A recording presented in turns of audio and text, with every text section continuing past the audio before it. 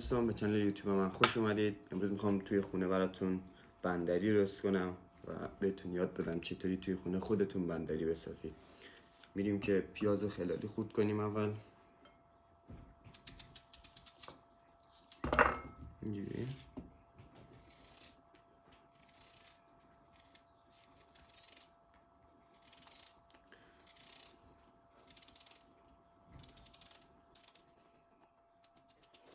پیازی که خیلی خورد کردید میتونم مقابل روغن بریزید.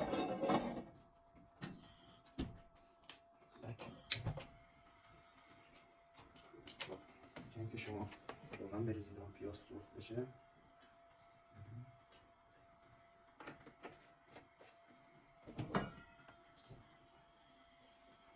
مثلا سوسیس بریزید سرخ کنید.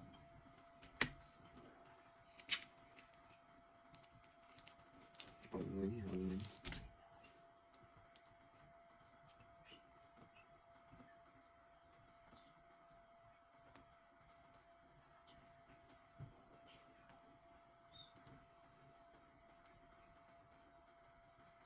بعد اینکه سوسیس‌ها رو خورد کردیم می‌ریزیم تو مرتبه سرخ بشن. بعد اینکه سرخ شد می‌کشیمش بیرون.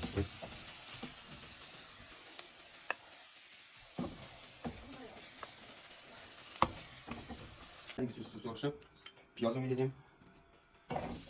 قشنگ باید زرد بشه پیازا. پیازا قشنگ باید سرخ بشن، زرد بشن. بعدش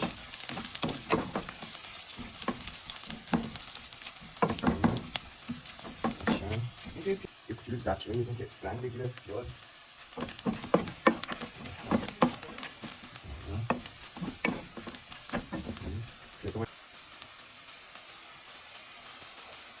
بعد از اینکه پیاز قشنگ زرد شد یکم رک می‌ریزیم.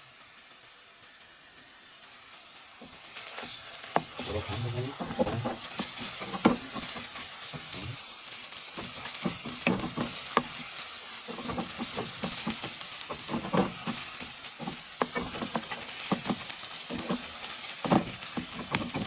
نصف لیوان آب می‌ریزیم. قشنگ سوسی بشه. میشه سس.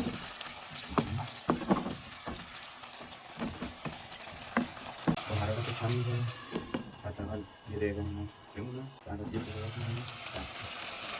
سوسیس رو بذاریم. حالا سوسیس رو اضافه می‌کنیم.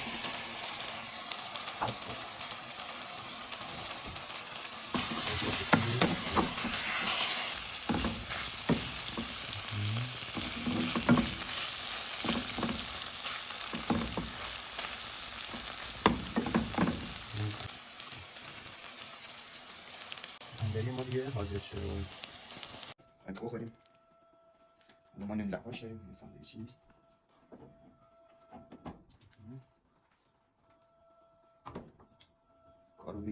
کارو بگی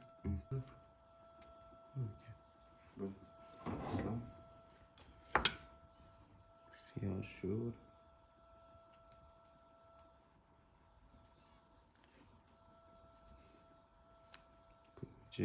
گوجه دوباره گوجه.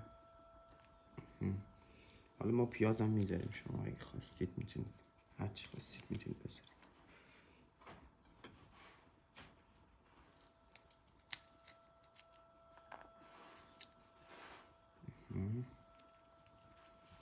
میریم برای رولش.